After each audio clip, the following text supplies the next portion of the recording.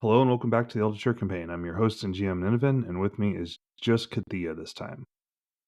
Hey, I'm just Kathea. Yep, last time was scenarios, now we have just Kathea. This is episode 37, session 33 at this point, so that's pretty good. Okay, so last time we had during C season, your character had kind of been directed to start sort of focusing and getting prepared for this quest that you want to go on in order to try to find a unicorn and become a unicorn rider. So we've kind of talked about how some of that went. What is as we get into fire season and are approaching actually doing this, what has your character been doing to your? Well, let's see. What we'd already done last time, where I did a fair amount of meditation and came up with an entire plan for doing this. She focused hard season in pulling that together. I have to do a purification and prepare for the hunt, and I will be doing that. If I debated whether it makes more sense to start from my temple or actually go out to the shrine, because that's kind of the special place I set up, and purify myself there and start from there. And then from there, we'll start the search for the unicorn. So to prepare for this, I mean, I've just been we did divinations where I would try to get glimpses of it. I've been concentrating on, moving to the other side to do that. And I've been gathering up what allies I will need. I'm not sure if any of them will go with me as such, but I at least want them around me. And I don't know if that will be all Yolorna's, or I'd almost thought about my cousin and my brother. Durdast is I've been thinking about this some. So I have the cousin. I just lost their name. I haven't opened the wiki yet. Boom. I'm using a different browser, so I have to get there. It doesn't automatically pull up. So, my brother Durdast, I've been thinking probably she's starting to pull him in more, and since he's also a light cultist, and she can trust him, she'll be taking him. And her companion, where's our NPCs? Her cohort. Oh, there we go. And Elendor. Why couldn't I think of Elendor? Mm-hmm. Elendor Blue. If that makes sense to take non-cultist, and then I would probably try to bring a couple of Yolornans with me. And so I'll be visiting them and talking to them. Basically, I need them, I think, to guard my body while I go off to the other world. Right. And I want companions that I can trust, and companions that are close, both cult and family. I don't know if that made any sense to you, but you kind of asked me what I was doing. That's it. That makes sense. Absolutely. So sounds good. Does it make sense to do this at my shrine as a starting spot, or does it make more sense to start from our temple? So the shrine would, or your temple would be more traditional, right? But that doesn't necessarily mean it's better. I think it's worth, doing what you think you should do. And I want to do the shrine. I feel like it's something I established as a holy site, and so I feel like it gives me a little more tie-in there. While the temple's more sacred and more important, it's not as specific to me. And I did another hero quest already at the location of the shrine, so it's a spot that's very personal. So I'm going to start it there. So I'll take my people with me, probably early in fire season. I don't know. I'm assuming this is going to take weeks. I'll start my purification, which will consist of lots of prayer, probably fasting, physical purification, cleaning and stuff, and then prepare, because I think the next thing I do is go on the quest where I try to leave and go find the unicorn. So after purification, which, like I said, I'm figuring in a couple weeks, which will include cleaning up the shrine area, making it neat and all, doing any repairs that need, maybe even improve a little. It's not real fancy to begin with, but just a little bit. Okay. Yeah, that'll make sense. Sounds good. So what you'll find is that as you are starting to gather people around you, and your temple will send some people to support the ritual, right? To support the quest, to provide worship power for the quest. So there are other initiates, some lay members there. Yep. To kind of do that. As you're as you set up the shrine area, and you've done that, and now as you're working on yourself and purifying yourself, right? You start to realize that at some point you slip into the hero quest. The preparations you're doing for the hero quest become Yolorna's preparations for the hunt. Right. And so you find that things have changed, that the people around you are not the familiar faces that you remember from your clan, but are other figures. Your armor has changed into silver. like you are in Yay. a house that is open to like the light and doesn't it's not roofed, it's just an enclosure. You find that the world around you is sunlit from the sun, but also just the world itself seems to glow. Right, like and everything around you seems to glow. Like light is just a part of this place. It doesn't know darkness. It's never known the night. So like you can definitely tell you're like you've come into the other world and you have like a sense of what's going on there, and it feels both unfamiliar and familiar to you, and you kind of have a sense of your starting route. So as you go through these preparations, you tie your hair up, you do all those things, you can have that double perception where you're like clearly preparing to go on a hunt. You've heard stories of something, of being of power, like out in the wilderness that people have sometimes seen or found tracks of, and you know that someone needs to find it, if only because it hasn't been found. And so you set out to do that. How do you, I mean, again, the myth provides a lot of general direction, but you have a lot of discretion here too. So how do you try to go about this? So you're initially setting out. I'm gonna set out. I will set out at night. I will call on the stars to guide me. I realize that this is not the way the spell would work in the real world, but it would make Okay, sense here so mythically. of note, there Yes. is no night yet. The story takes place in the Golden Age. There Well, are so stars. Stars exist. You are one of them. So are many other people. And but you're on the Sky Dome. You can still use things, but that sort of okay. power. Like you are still a hunter. You hunt in the stars. I am Like going to search for this unicorn and I'm going to call on my link to the other stars around me to help me search so that I can pull on kind of doing what we would do with our spells. But you're right, it's that it would be at night, but use all my connection to the other stars to help gain um, a wider field of view to look for this creature. okay, cool. So I think so. Are you using like a? You want to use a search roll? Is that what you're saying, or Uh, a scan roll or a track? I guess track would make sense. And is it okay if does it make sense to boost it with my sky I while was I'm actually doing going to go this? the other way. So Okay. you're going to roll your fire rune Yeah. to help you with this, and then if you want to, you can use your track skill to augment it. I have less than a 50-50 track skill. Well, So it makes more sense just to roll my fire skill, my sky skill. Is it okay if I just do that? absolutely. Oh yeah. I rolled an 06 against my 95%, which is a special, not a crit. No, that's really good. So you search I'm not the supposed to celestial. succeed right now anyway. Right. You search the celestial forest, which is kind of there's a forest here of glowing trees with leaves that light up, and the like reds and whites and silvers and golds and yellows, almost like fall leaves, but they're vibrant and alive all the time and they glow as well. You search a long time and you feel several times you are so close. You can hear a movement ahead of you or you find a fresh track, but you're not able to find it. Like you can't every time you're like, I'm so close, but I'm just not there. Okay.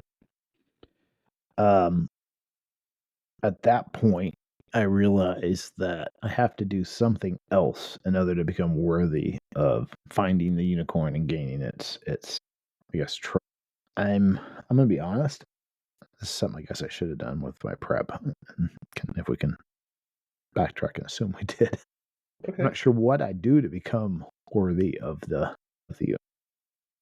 That's fair. You're not sure. It's you've talked to several unicorn riders Mhm. that you know. There are several, right? So you've talked to basically all of them. You've talked to your priestess who knows several unicorn riders. The answer seems to be that it varies from person to person.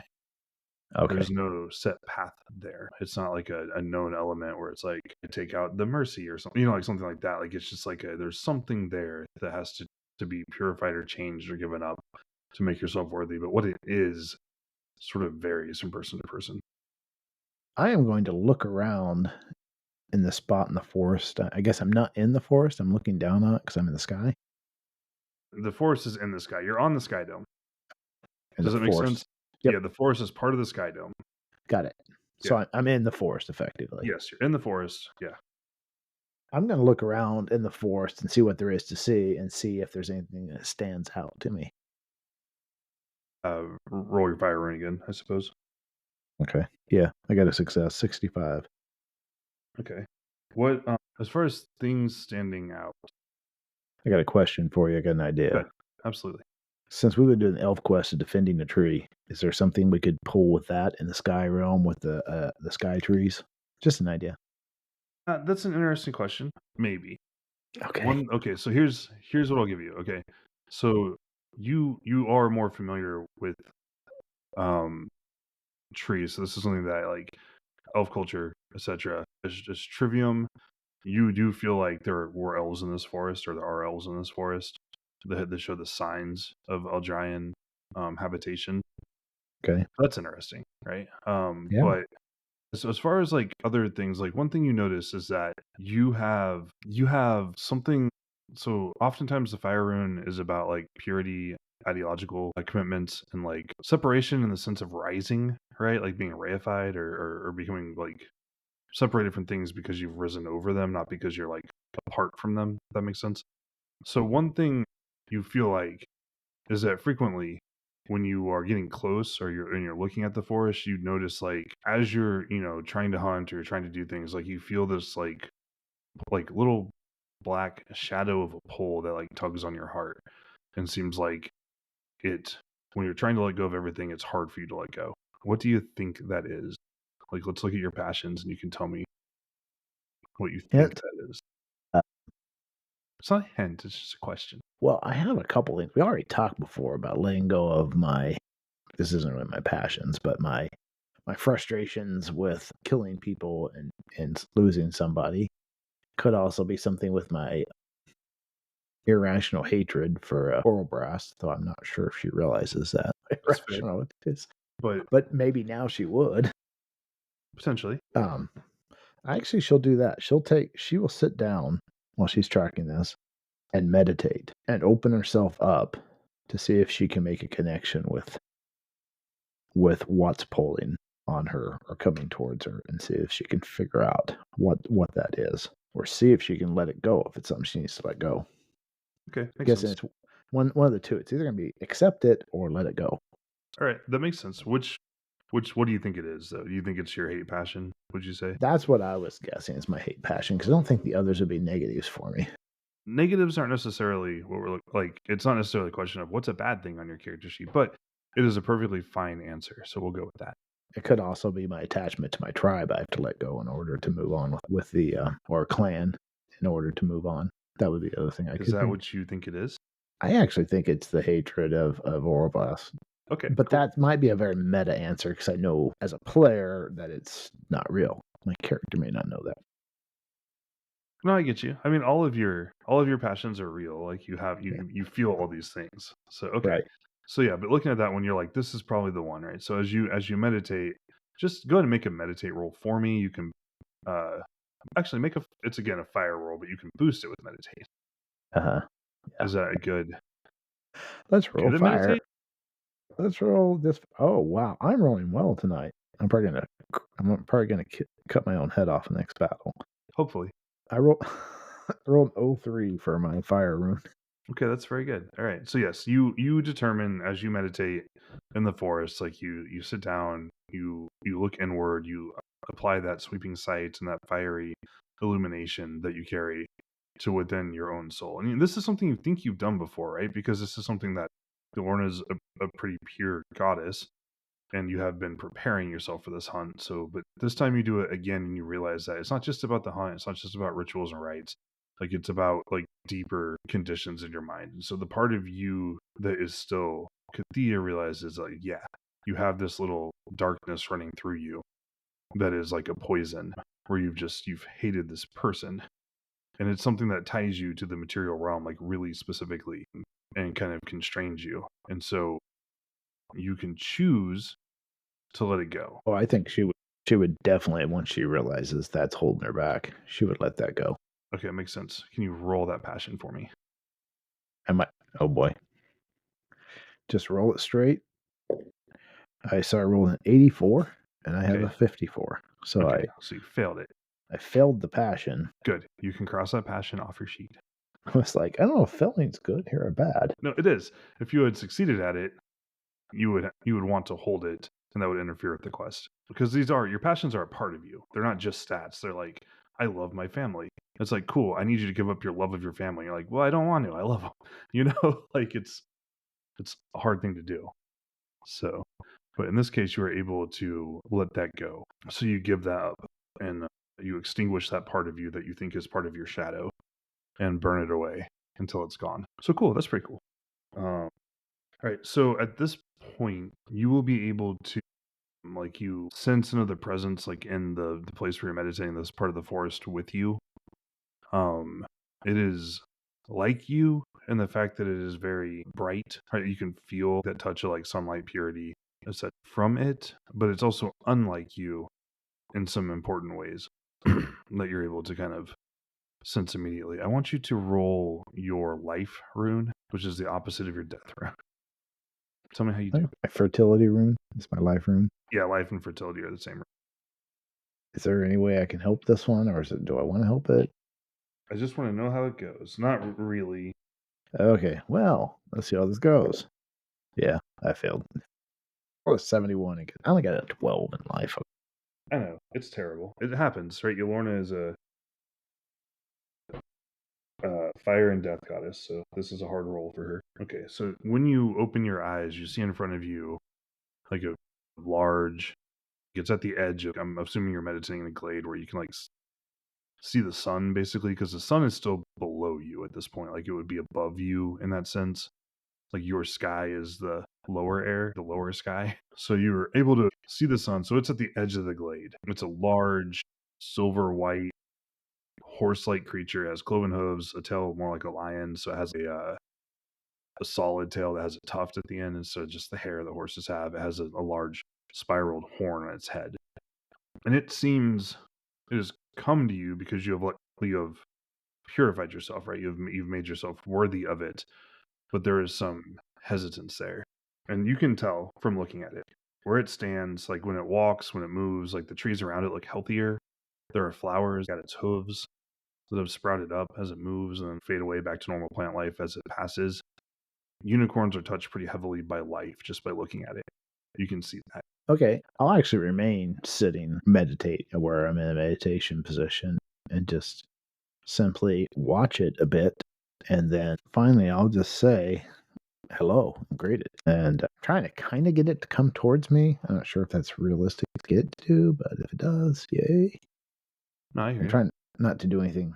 Granted, I'm kind of treating it like an animal, even though I realize it's intelligent. Right. So I say hello. I do say hello, and then say and kind of put my hand out and like open hand. Right.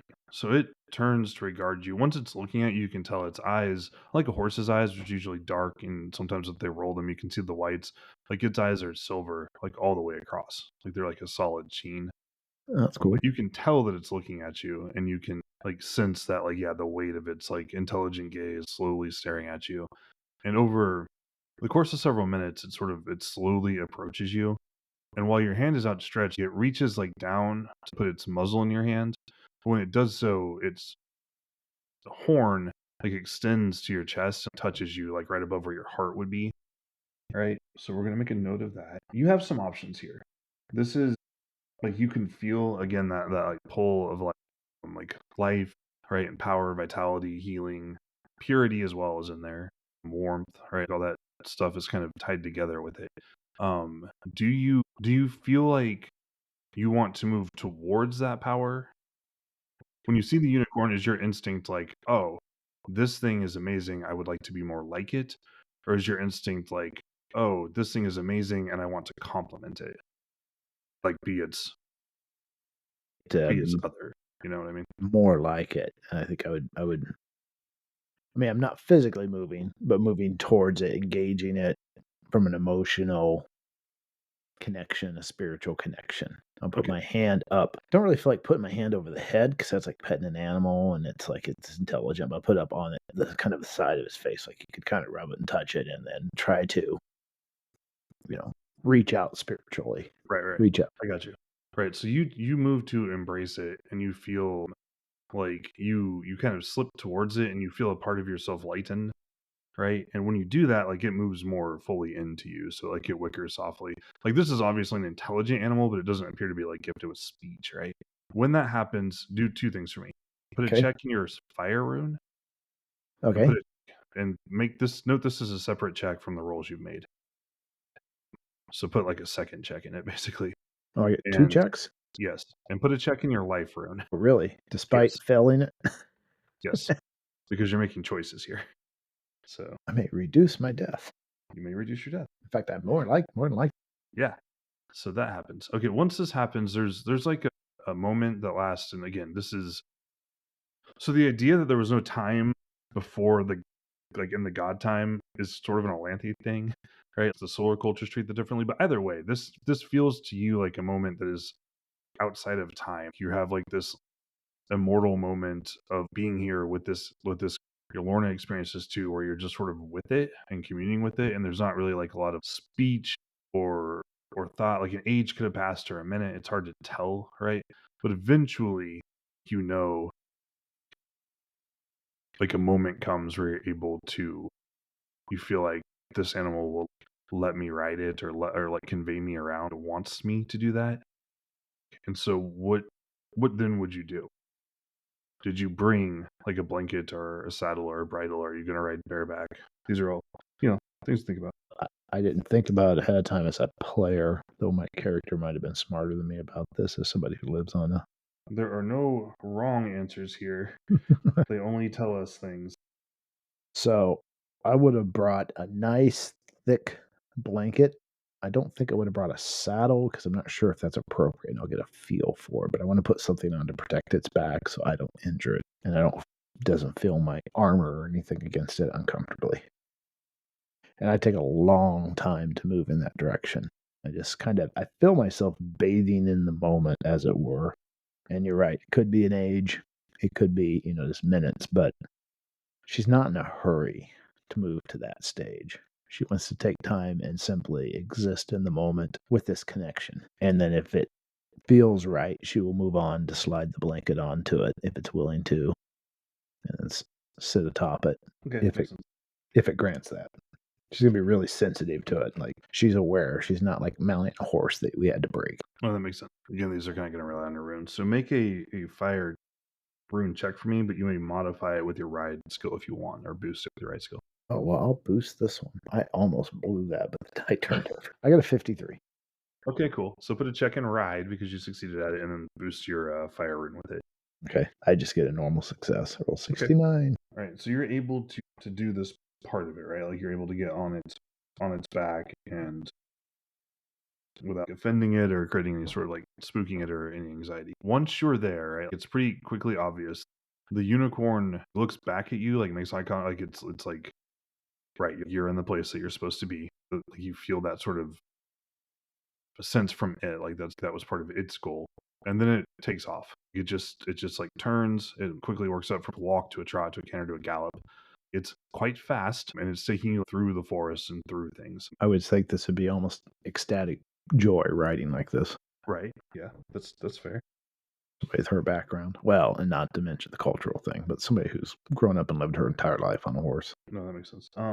So this part you get to see. It shows you places, right? Like a glen. It shows you parts of the forest you haven't seen. It shows you places with healing plants and things. It's like you get the impression that it's kind of like taking you around and showing you things that are important to it, or that resonate with it. These are locations that you may have seen before, but this different perspective of things, sort of informs you. And there's definitely a sense that it has a perspective to add or something to bring, like beyond your own, that is useful. It's obviously very focused on the life-giving forces of the world. So this goes on for a while. Again, this is another one of those like it takes forever, but an instant, etc. Eventually, because this is an interesting myth because it happens actually like in the Green and Golden Age, so there's not really any conflict in this world. Yeah. Which is interesting, right? It's a very nice early time. So a lot of the quest is about Connecting, seeing the world. experiencing that, seeing things. Yeah, like so you're getting a lot of that stuff happening. Eventually, you will the ride will end. You know that there is like an important bond here that is being created. You have to, but once you it stops, like its sides are heaving. It's obviously like I've been running for a while, but I'm not exhausted, right? Just taking a break. You would step off of it at this point, and this is kind of one of the cruxes for it is you and it have a bond now, and you're willing to follow it. The question now is it willing to follow you? Yes. And so there is some has a sense of still expectation. You get a sense that it has things it wants to see from you. You're not sure what they are. Um, right? Like this is part of it, right? It's part of the challenge. I'm not trying to do this to be like to puzzle the Yeah. player, but Yeah. part of the challenge for your character is that you don't know the myths that well. Nobody does. They're not repeated often enough. And so you don't have like a clear course of action. But it seems like it wants something from you. And you don't what would you offer it?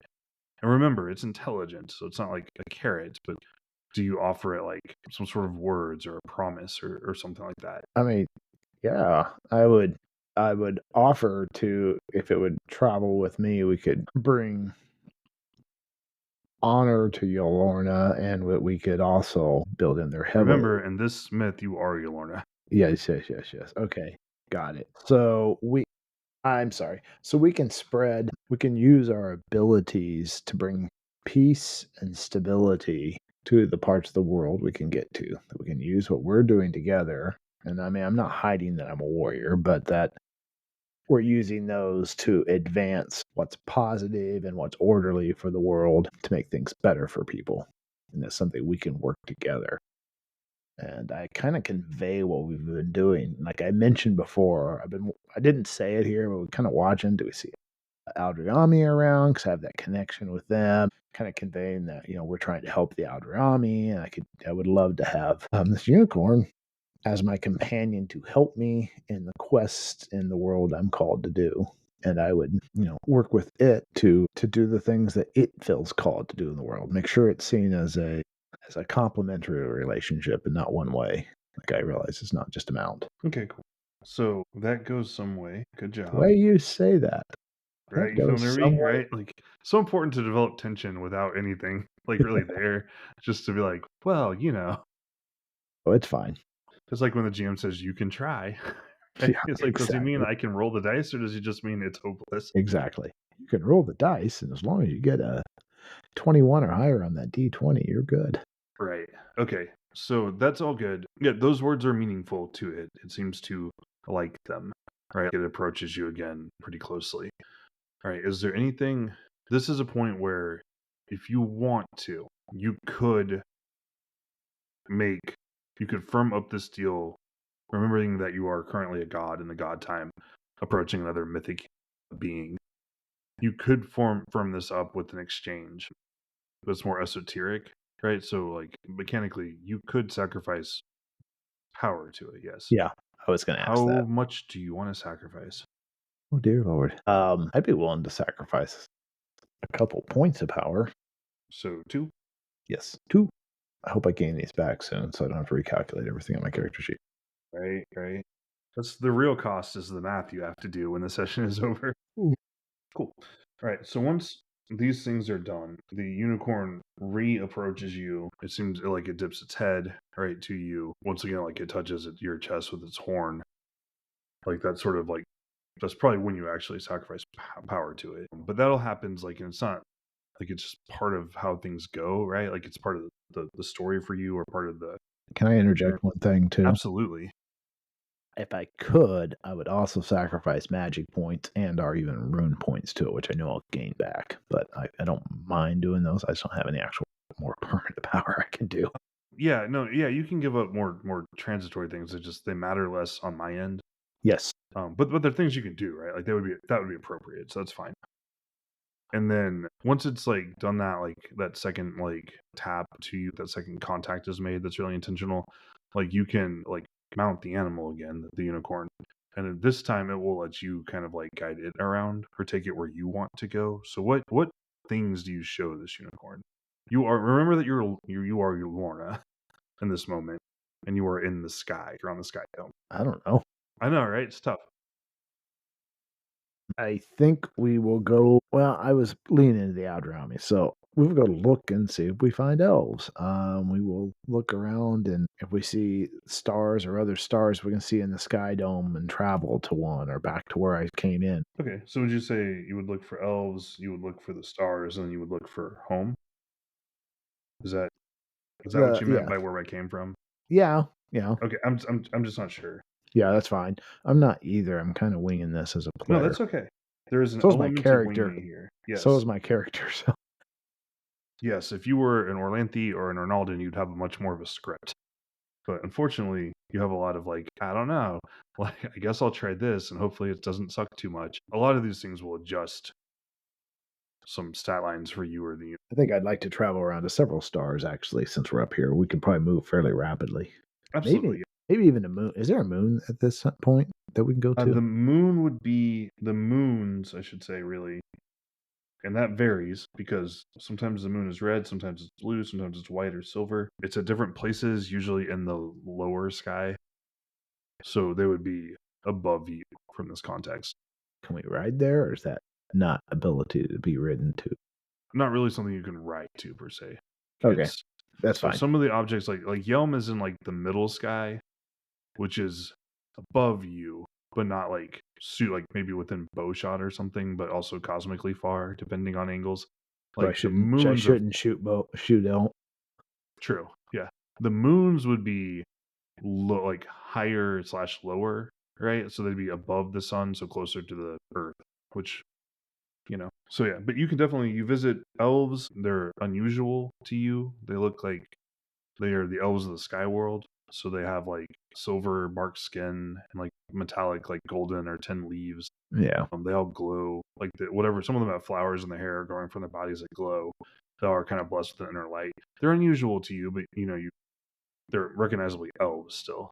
You go to visit several stars, and then eventually you'll wend your way back to home. As you return to Yolorna's enclosure, like her home, her open roofed home, because there's no rain, right? And it doesn't get cold. You sort of start to like you feel that like I'm going back towards my home. I'm going back towards the place I started.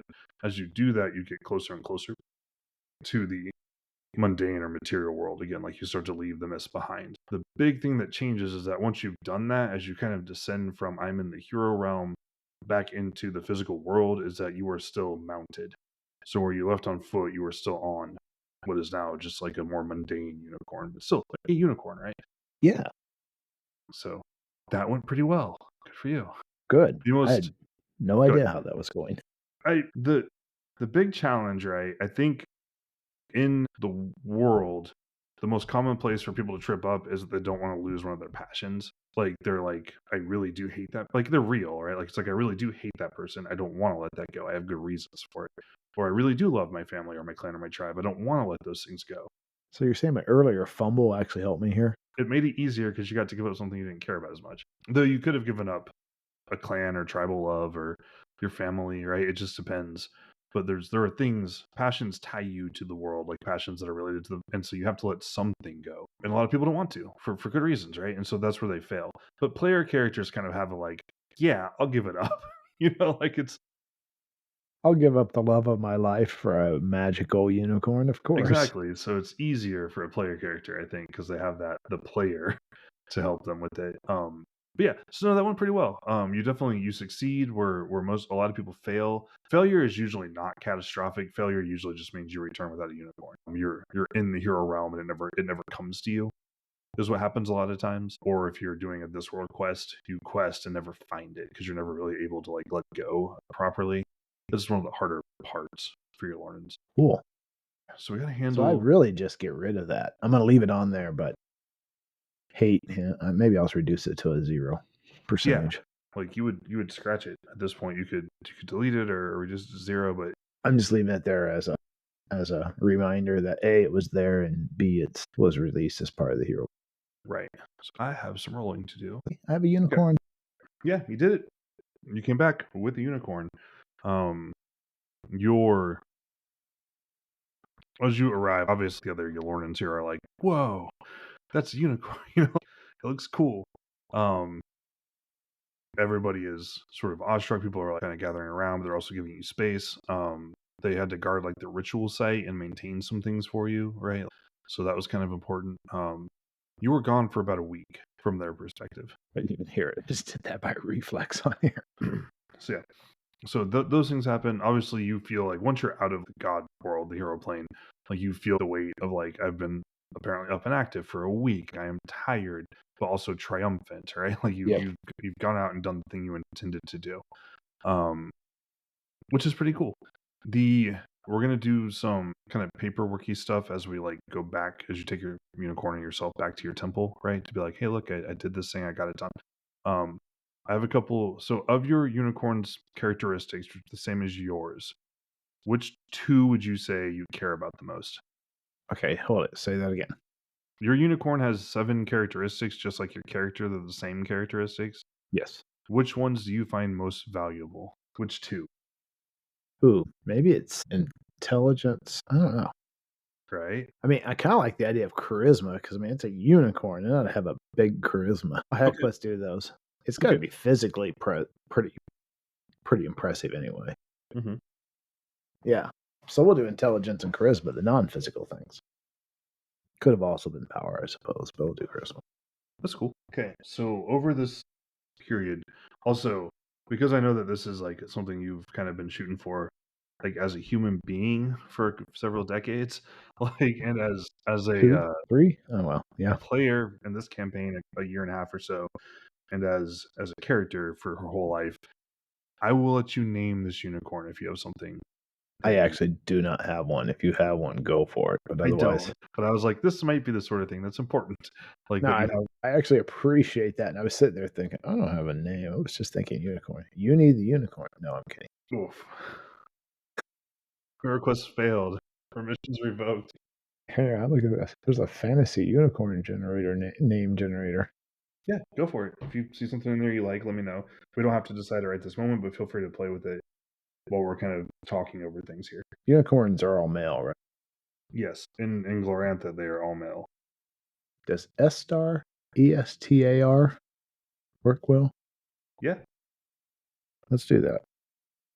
Yes, I just did pull it off a random unicorn name generator. no, that's fine. If you like the name, we can use it. Fitting. So yeah, so as you're kind of going, what you find is that you have a certain amount of connection to this unicorn who you kind of arrive at calling it S-Star. You're not sure why, but it seems to like it. Like you feel that, like it's not words, right? Like you can't mind speak with it. It's not like you have an allied spirit, but you have a close bond to it that lets you pick up on its intentions, thoughts, emotional state. You know, like you can sort of like pick Yeah. up a lot the way like it's almost like it's talking to you, but not quite. You obviously don't share like magic points or spells or anything, but you have a really close like tight bond to it that lets you interpret it pretty well. So you can figure out what it wants or what it's pointing you towards. One thing you're like, it is a large horse, basically, like in terms of its overall build and size. It's a little bigger than you would think is average. You notice pretty quickly that it is you get the impression as you're walking around, like from watching it, like observe things from the way it sort of like responds to stuff and like intimates ideas to you, even as you're traveling. You are pretty sure this unicorn is smarter than you. It's not too hard, is it? It's it's immediately apparent, which means that the gap is probably fairly large. So out of character, it has an intelligence of 17. I It's very smart. It could always wanted to have a horsey that's smarter than I am. yeah, it could wear the false beard and like be good at Hold this. it. But Does it have a little goatee beard? Like it something does. this It size? has the general unicorn look to it. Yeah, so it's got the goat like beard, the spiraled horn, the lion tail, the cloven hooves. Yeah. So that becomes clear pretty soon. You're you know basically like getting to know it as like an individuated creature. This is obviously not like unicorn itself, right? But rather a fragment of that thing. That is a descendant of it or a piece of it that has become a singular unicorn. So color wise, it is like a white animal fading to like silvery. Like it has like that when the light strikes it right, like it looks almost like silver white. Neat. So and again it has those solid silver eyes and No one's the mane, the goat, like the beard, the tassel of the tail is kind of like a cream white or ivory, and the hooves are pale, so they're more like a like that tannish white that you get like from light colored and smaller animals, rather than like the black that you might think of. So that all happens, but yeah, so it takes you a while to get back. You're kind of just learning like that sort of stuff about S-Star, like you're kind of getting a sense of like his capabilities. He's getting a sense of yours, a sense of his personality. Like you get like again, like you pick up on that. Like this is a very thoughtful like we say animal, but person, right? Yes, Like absolutely. and is considering and thinking, and like you can see that really clearly from him. At this point, too, like you would both gain like a reciprocal passion for each other, so you would have like a devotion or love for Estar, and he would have one to you, or loyalty, whatever you think is appropriate there. Which I'm curious which passion you take. Do you frame it as a devotion, a loyalty, or a love? Is this from me or for it? From you to it, and it to you. They're Okay. reciprocal. And what's my choices? Devotion, loyalty, Devotion, loyalty, or love. kind of. I almost like the love one. I could if it were both directions. So So we want to go with love then. yeah, to start at 60%. No, this one starts at 100. I found the love of my life, which makes sense. You have found your steadfast companion for all of time. Exactly. Cool, solid. So that stuff happens. You will return to your temple, right? Your temple has been awaiting news. Your priestess Calchis is there, as are several. Like, and this again, this is fire season, so this is one of your two big holy days. It's the one that the most people attend. So there are more and more people showing up. There are a lot of people around. And as you kind of like you get greeted, like you obviously need to rest and recover. So does a star. This process of like becoming material and becoming a whole person with taste and stuff, like that's draining on, which is not an unknown issue, right? It's tiring to leave the sky realm and the god realm behind and become part of this material world. And so you both need some time to recuperate. That's pretty normal. By the time you come out of that recuperation a few days later, which a lot of that is just spent together, right? So you're like hanging around each other, resting a lot, being in the same places. As that stuff happens, like by the time you kind of come out of that and are ready to start doing things again, all of the silver has shown up. That's a rune lady. She rides like a fairly muscular gray unicorn. And so she is full of congratulations for you. She's very happy that you succeeded. You would come to her for advice earlier, so she's pretty pleased with you. I know that she's kind of like a hero for your character. So like, Exactly. she's like, "Yeah, you did it. Great. Good job." Like, so all that happens. I want you to put a check, like make a note to check your POW Okay. separately from normal, because it's going to be in addition to some of the other stuff that goes on. So Hero quests, like real big hero quests, are a big deal. Like this was a true like went into the god time hero quest, so it circumvents some of the normal rules. Put a note there. Other things we're gonna do as you're kind of like hanging out and stuff. I want you to. Okay, one thing I want you to do is check your man rune. I don't even have one of those. You should. It's the up down. If you didn't do anything to it, it's 50-50 with beast. And that's form runes, right? Yeah. All right. Man 50 / beast. And I'm checking man. So Yes. man will increase and beast will decrease. Okay, so I'll put check next to it. Right. So that'll happen. Other things. I'm kind of looking over your character sheet here. I want you to put a check in your Aldriami lore and in your Aldria cult lore. Yay. I wasn't really searching for that. No, I know, but it made sense at the time. But I also noticed how low they were and thought, yeah, if I get a check out of this, that'll be a bonus. Let's see. Worship Aldria. That wasn't necessarily a worship. Not worship, but cult lore and elder race lore for Aldria and Aldriami. Put a cult lore check in your Lorna. Put a worship check in your Lorna. Put a check in your ride because you checked ride. Okay. Put a check in your fire. I think you already put 2 checks on fire. I want you to put a check in your. Did you already update your death fertility? No. Okay. So I put a check next to it, I think, already. Okay, cool. All right, cool. I'm trying to think of what else I want you to do here. We need to do some reputation because we still have some seasonal stuff to do.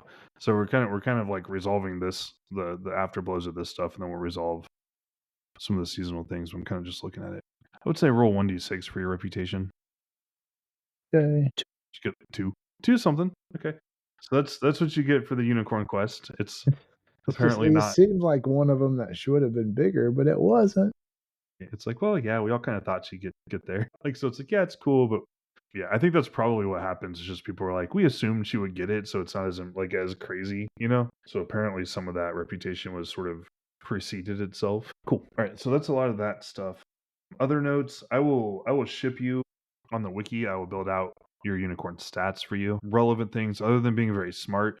Right now, he has the spells of Light Wall, which is a 4-point spell.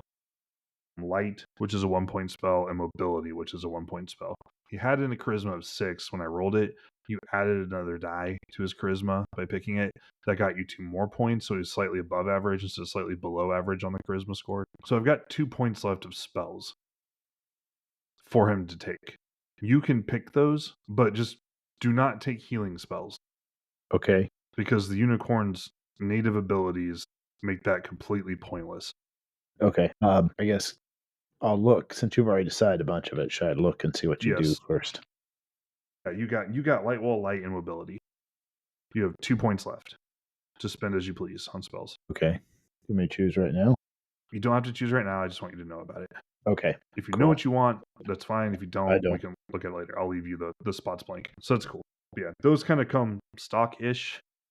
And then you know from experience and cult lore and things that a unicorn can use its horn to heal. Specifically, a unicorn horn, every point, it can just touch its horn to a wound and spend magic points directly to heal.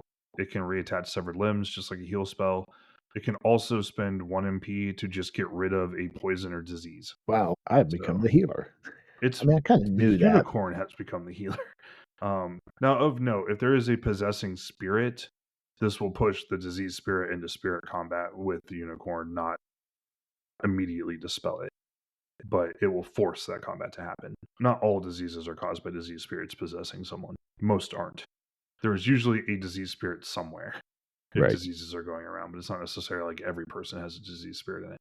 So if you encounter a disease spirit possessing someone, the unicorn can force it out into spirit combat by spending a magic point, but it won't just fix it. It'll still have to like win that fight. It'll be tough for it because it's probably got power in like our range, not like a built. No, unicorn's level. Your unicorn has 17 power, which is actually a touch below average. So I rolled dice for it, but fudge those dice for me. That's why I tell you that, because I know you won't. Right. It's just okay.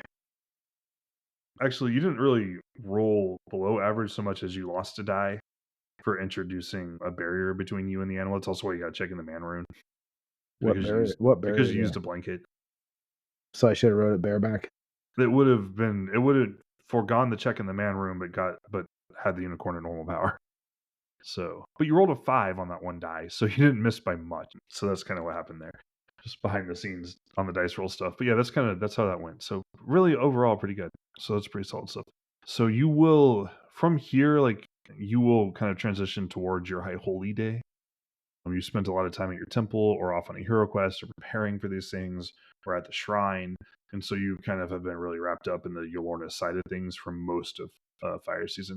At the High Holy Day, you would get room points back, some of which you spent on the Heroquest. You would get to make a worship roll, but obviously that worship roll has already happened. So here you're just rolling to make sure you get your hero points, like whatever room points you spent back. I don't know how many you chose to sacrifice and stuff. If it would have helped, I probably would have put like quite a few of them, but I never actually subtracted it. It's just whatever number you think, and then it's your High Holy Day. If you don't screw it up, you're going to. I was thinking 9. I got him a normal success, so I don't know how much I get back. For the High Holy Day, it's a lot. On a High Holy, on the well, this isn't technically the High Holy Day. You would get 2d6 back. I'm actually down 2 still. Okay, cool. Which there's weekly and stuff, so you'll be back at full by the time of the next. So I'm not big adventure, right? Yeah. Yeah, it's just of interest, like. Yep. I was willing to spend 9 room points and a bunch of magic points to. Mm-hmm. Okay. So your High Holy Day goes through. The fire myth is often about the unicorn quest. This time around, because you just went through one and stuff, like that gets emphasized, but there's also you've kind of like there's a duality here where fire season myths are typically Yolorna befriends the unicorn. That's one. The other one is Yolorna gains the meteor bow. Are kind of your 2 big myths at this time, and so those are kind of the 2 that you experience. And I've done those. Yeah, I'm feeling like a powerful initiate now. You are a powerful initiate. The only thing stopping you there's very little holding you back from being a rune level, isn't there? Yeah, there's not much. So is a unicorn worth a point of charisma? Just asking. No, the unicorn is not. But succeeding on the Heroquest is. Becoming an actual unicorn rider is worth a point of charisma. So do I add that now? Just check it and we'll do it all at the end of the season, basically. We'll do that. I'm just Okay, writing it so down. right. So other things that happen, you go through this high holy day or seasonal holiday, excuse me, is your second most holy holiday. You meet with other people. Like people are interested to meet you again. They're interested to see your unicorn, to see a star. They're interested in what happened, right? Like I mean, the general mood is very festive, right? Very Yes. jubilant. People, this many Yorans will attempt this hero quest. Most of them fail at it. So this is obviously like a big deal. It's important. You're going through the myth also gives people more information about it. And in a cult that does not have really good documentation, like anything you did different or similar, like you involved the elves, which is unusual, but like those things are worth noting, right? And they may help other people. So that's where, like, you get talked to quite a bit. Cultists will interview you at some Do I get point and write down details of it. Good. do I get a chance to tell my story? Yeah. Searching for rate. Yes, you may make an ori check. Can I boost my aura rate with something appropriate? Yes, in this particular instance, your fire rune would actually be appropriate because of the hero quest. Okay, then I'll boost it with that. Ooh, I just critted my fire rune. Nice. So you'll get like a plus 50, I think. 50. We can look it up if I end up in the. Well, we better look it up because I made it by 1% with the bonus, if that 50 is correct. It is a 50. Okay, cool. I successfully orated. Good job. Check your orate. People are impressed. Like you tell the story well. Go ahead and I told the story well, but boy, I got. It's only because I was flowing in from doing the hero quest itself. yes, your actual speaking is so, but you're like touched by the hero light when you tell it at the temple. Yep. So it's like, oh no, she's telling the truth. Like like there's like the light of the sky in her when she talks, and we can see it. Like we should pay attention. So that's cool. Good job. So yeah, all that kind of goes down. Like you obviously get some acclaim. Again, you feel like your general standing hasn't like in the cult. It has obviously changed. Like you were officially awarded the status of a unicorn rider. There are some things that come with that. I had that page open. Where is it? Okay. So you have some things that happen when you become a unicorn rider. You went on a Think. quest. You had all this stuff happen. We are not using the ride unicorn skill. That's dumb and stupid, and we're not doing Yep. it. I'm just gonna convert ride horse You over. convert right horse. It is not that different. Like, and the extent to which it is different is because it's an intelligent animal that is helping you, like, Exactly. and working with you. It's not going to make it harder for the most part, especially when you have an uncommon, like, empathic bond with it. It's not going to be more difficult. So there are some things that are going to happen for you here. One, you are going to be given a proper lance. Oh, that's another skill I have to train. No, not really. Is it one hand spear? It's one hand spear. It's just a lance. I'm sorry, but among the dumb things I don't like about RuneQuest, I like that there are lots of weapon skills. I do not like how much they're like. No, a hatchet is really different from a small axe, which is also really different from a one-handed battle axe, which is completely different from this other slightly different variation of an axe. And it's just like, Yeah. come on, just make groups. Let people use groups. Eyeball it. If you think they're different enough, just have the skill for a while. You know, Yep. Yep. and let it move on.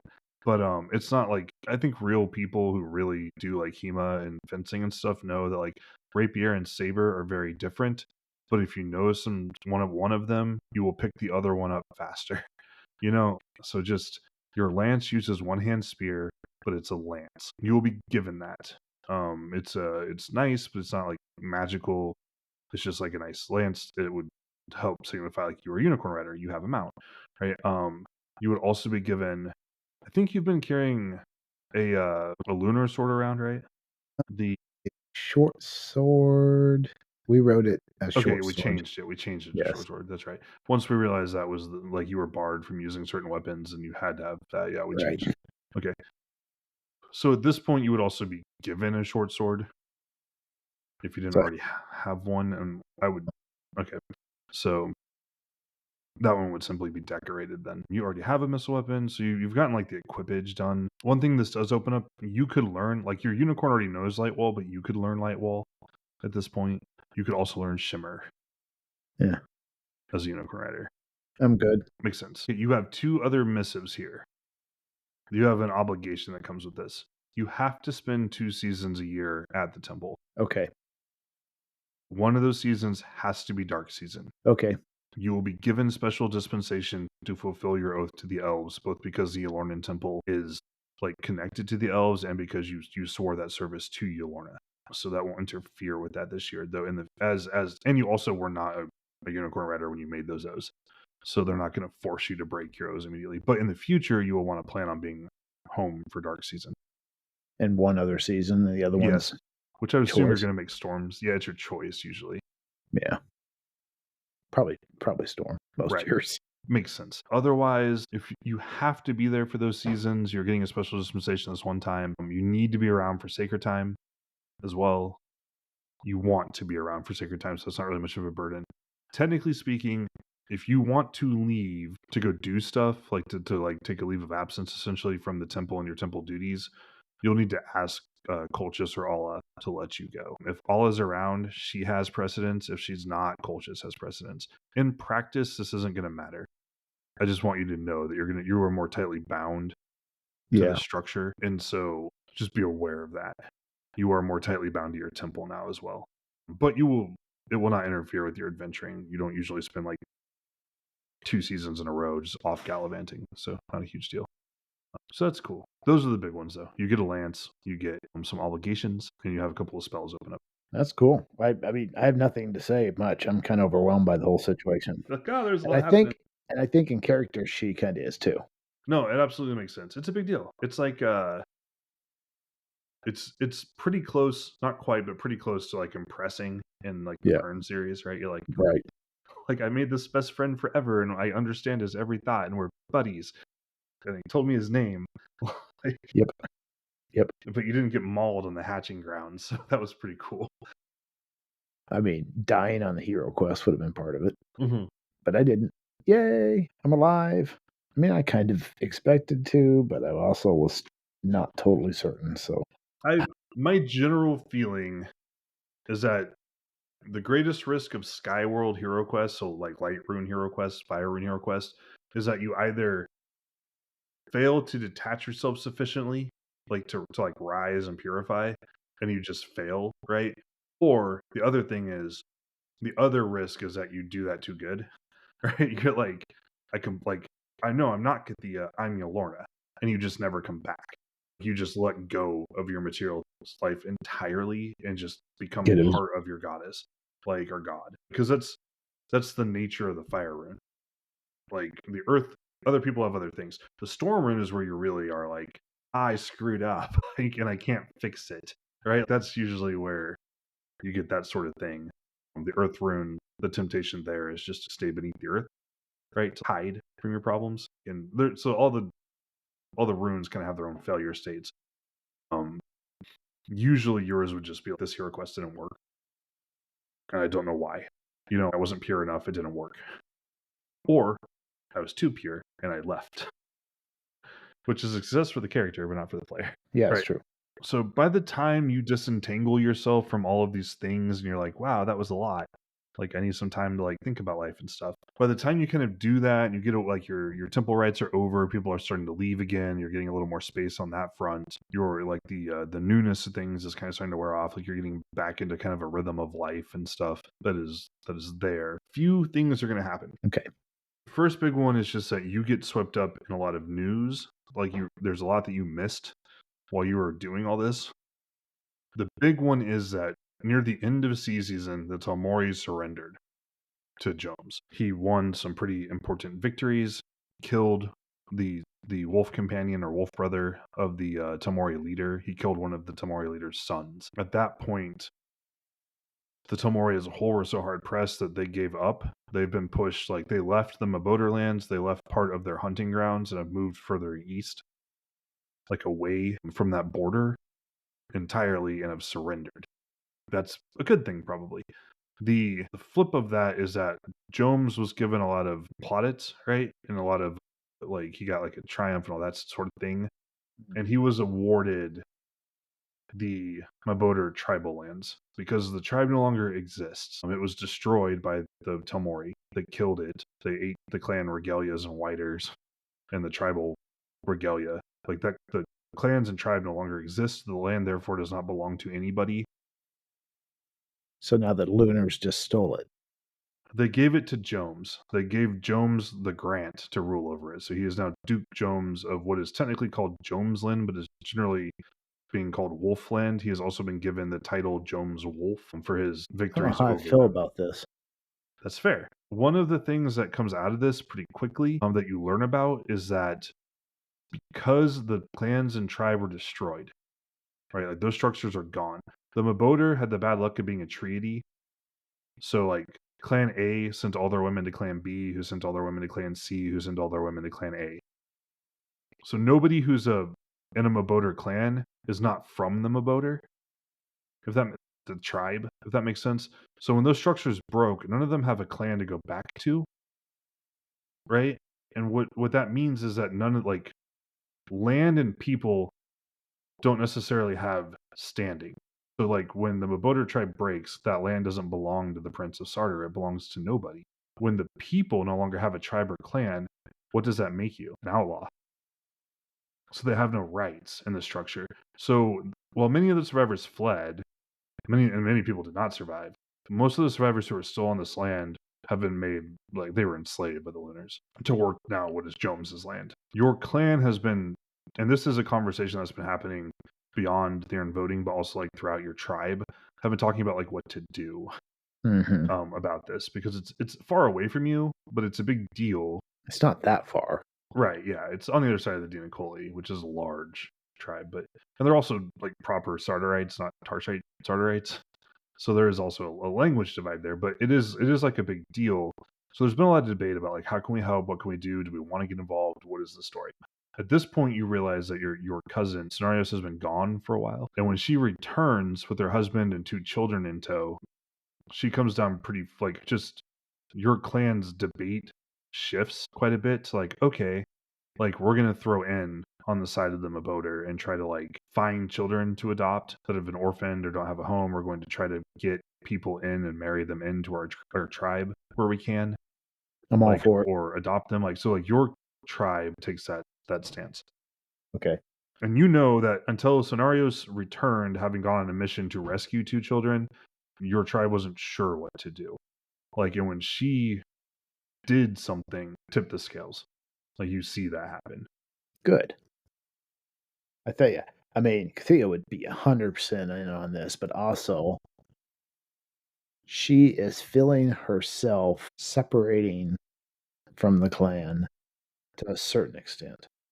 Not that she's still not a member of the clan. Like I'm not, we're not having to like give up the clan to be this unicorn rider, but she definitely feels a break there where she's not as intimately connected to the clan. Probably also emphasized by the fact that I think Solinorios is getting more and more involved and more central. And it's okay. I mean, it's okay. That's what it is. But at the same time, when she hears this, that's horrible. Like these people had their clan destroyed, and now they've been made slaves for that. Like that's gross. That's disgusting. She That's fair. kind of wants to go off and cut this Jones head off, but she won't say that or quite go that far. Well, she might, but not to start with. She's feeling a very strong tug towards like kind of a cosmic justice that comes out of this because she promised the unicorn about saving the world. Now, there's a lot of, I think, solar things that are bringing order to the world that are not necessarily bring equity to the world. That's true. But she also is like, but it's the job of those who have power to look after those who don't, not to exploit. That is also true. That's not necessarily an unsolar thought. There are obligations that flow both ways. So her thought is those people, I am now gained power. And part of my duty with that gain in power is to use that to help people. Okay, cool. Good. Yeah. She feels very strong on this. No, that makes sense. I think Scenarios was like less morally outraged, I think, about like it really sucks for those people and more just like, well, what can we do to like try to fix some of it? Like No, so she's more practical. morally outraged. She's lost one hatred. Now we could add another hatred. I made room for another. No, it's just funny to me because I think it's interesting to me because it's probably unintentional, but there is a very like the earth is very pragmatic and compassionate, but it's very pragmatic and like deep, like result oriented and practical. And like Fire Rune is very idealistic and ideologically driven. So you're like, this is wrong. And she's more like, well, what can I do to personally like try to do something to just ameliorate it?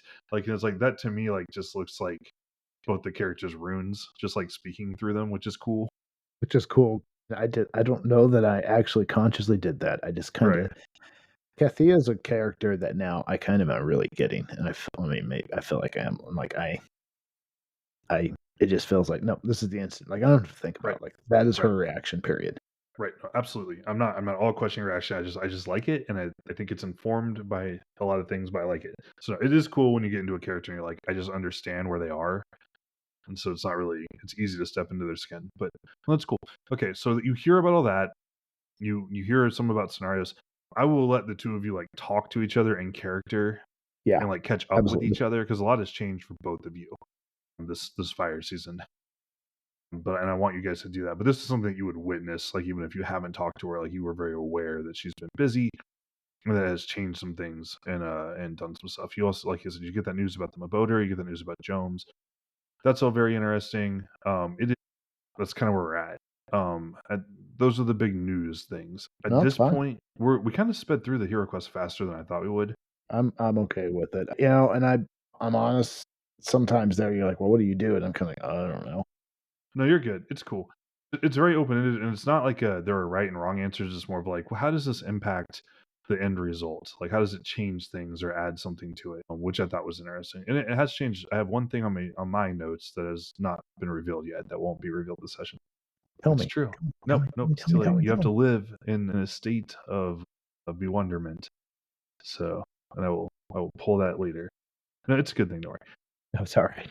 In any event, that all happens. One, I'm trying to think here. Yeah, let's go and move towards doing like the end of check. So like add your like 4 cult and profession rolls, and we'll start resolving some of these results and seeing how you do. Okay, let me go through and add 4 before I have enough now. I don't want to accidentally do something twice. Right. Oh, also put a regular POW gain check for your seasonal holy day. So I basically I'm gonna do a power gain check, and then I'm gonna go do another one that reflects that. So I'll do Yes, two total you'll for the get season. 2 total. And they'll influence each other to make sure you do one, then the next one with the results. Yeah. Yep. So Yep. Let's see. I have 2 skills down. I'm just trying to figure out the other 2. no, I get you. There's a lot, and like you did a lot of like culty things, so a lot of your cult type skills are probably checked. They did. They are, and I was looking for one. Isn't battle a Battle professional? is should come out of a professional skill, yes. So I don't have my professional skills checked. Though they're mostly the same because otherwise they're combat skills, There is a lot of overlap, yeah. Like your which ride is skill for like perfect. cavalry. Which is perfectly fine. Uh, you know what? They gave me a lance, so I'm going to try working with the lance, and we'll see how that goes. Okay, so I'm going to go up first of all. I'm going to do a POW gain check, which I failed the first one. I would have got a special on the second if you could get specials on this, but you can't. Bless. Sadly, since I didn't regain all my power, You have to recalculate a bunch of stuff. hold it in my head and hope I get one next time around, probably. But let's see. So I'm going to do. Yeah, there's no chance of this going up, but I'll roll it anyways. I can't get a lot more devoted to your Lorna than I am. I mean, I could. It's possible, but Possible, but it's difficult, yeah. you don't have any bonus on these, so you have to roll straight over. Well, I say that. I rolled a 99 for fire. Oh my. This probably seems appropriate. I now have 100%. Oh, you gave me 2 checks. Yes, I did. Can you go over 100 for a elemental? You Rune? can, but you have to roll like a 95 to 100. Okay. Well, I just rolled one. Maybe I'll do it again. Nope. Okay. It's hard. And I'm rolling life fertility, which I failed to increase. I have a 12% and I rolled an 11. Okay, that's fine. You don't want it to get better. So, And my man didn't go up. okay. I mean, it was 50-50, so Right, yeah. no surprise there. Well, that was one of those things where if you had chosen to be like, oh yeah, the unicorn is my complement, like I am different from it, that would have given you a check in your death rune. but also would have given you a check in your moon rune. Well, no surprise, my ore rate did go up. Mm-hmm. Good. Only 2%. It was all the sun. It was all light talking through me, not myself. Right. Yeah, my cult lore. I rolled an 01. That would be a great check if I were trying to roll the skill. Mm-hmm. But all my playing around with elves boosted that lore. I mean, not surprising with those skills. Oops. I should have gone from 11 to 14, not 11 to 41. Worship Yolorna. I rolled a double odd for Worship Yolorna. So I'm up over 100% for my worship. Dang. With my bonus. Right. But still. You should be a priestess. And, make me cap my skills. Not surprisingly, I can't. I don't think you do. Not all priestesses, not all rune priest positions do that. Only ones for non-combat cults. That would make sense. And since Yolorna is for some reason one of the very few cults that gets both still. Yeah. Most cults do not have, like, Yolorna is weird because when you look at her spells and her spirit magic and her subcult stuff and her branches and things, she looks more like Orlanth. And it's like she is a much smaller deity. But let's see. I always miss one skill when I check. I have to pop back out and find the one I forgot to check. And there it is. Because of the way they're formatted inside the editor, that sometimes it's easy to skip one of the checks because it kind of blends into the longer lines above or below. I think I got them all now. Yep. And then the last one was if my charisma goes up. No, you would just get a +1 charisma. So I now have an 18. 18 yeah, it's not really a check. It's just a point. Okay, cool. So there's very little holding you back from being a rune lord, right? Let's see. Hang on. Editor's time thing? Yeah, I think it might just be time. Because my devotion is up there, which I think it needs to be. My ride is up there. Cult lore is not. I don't know if that has to be. It doesn't necessarily. Worship of Yolorna is up there. So that's 2 skills. My one-handed spear and my medium shield are both exactly there with my bonus. And my bow. So that's 3 weapons. 1, 2, 3, 4, 5. I have 5 total skills up there. What's your power? 12 right now. That's what's holding you back right now. What do I have to get up to? 15? It has to be a 15, yeah. That's one thing that's weird about Yolorna is she has a minimum power requirement. Most rune lords don't. That's okay. I can work on that. Well, and in fact, if I go on beyond that, I think I can go up and become a rune lord priest, though. Don't I need a really high read right to do that? There are some different requirements there. It might take me a while. Like, so after this session, I will go through and retabulate everything, and then I'll note down your requirements for that as well. Okay. Yeah, you could end up being a real blender here by the end of the game. I'm for that. I'm gonna go for it. Cool. So it's kind of that. Yeah, I kind of thought the Heroquest part would take longer, but you were usually either I'm not sure, what are my options? And I'd be like, well, here's a few ideas. And they're like, I'll do this. And it wasn't always something I listed, but it was like you had a lot of commitment. So I thought there'd be more I need to think about this. Let me talk through some options. I'm not sure what I want to do. So I left a lot of time for that in case we needed it, but we didn't need it. So we ended up being, even though we started 8 minutes late, we're also about 13 minutes early. So it took about 20 minutes less than I thought it would. I have absolutely no complaints. She is doing great. I'm thrilled with where she's at as a character. And then she's been as much fun to play as I hope. Good. I'm happy to hear that. I think both of you have had a fair amount of fun, and I am doing my best to enjoy as a GM.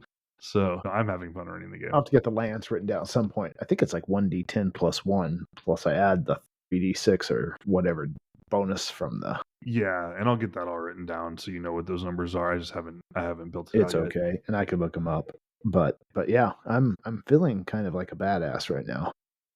Yeah, lance is 1d10 plus 1, and then you would use your mount's damage bonus on the charge, which I believe is 3d6 or 4d6 or something. It should be a lot. Something like that. Yeah, you really don't want to get hit by a lance with a charging horse. No, it sucks. It's not a good time. Cool. So you've obviously done a pretty good job here. You didn't experience any major setbacks or lose anything too important to your character. You've gained quite a bit, and you're ready to meet up with Scenarios, and Scenarios is also ready to meet up with you. Excellent. So next time. I think that's where we'll close it, and we'll chat a little bit once I hit stop. Okay, sounds good. Cool.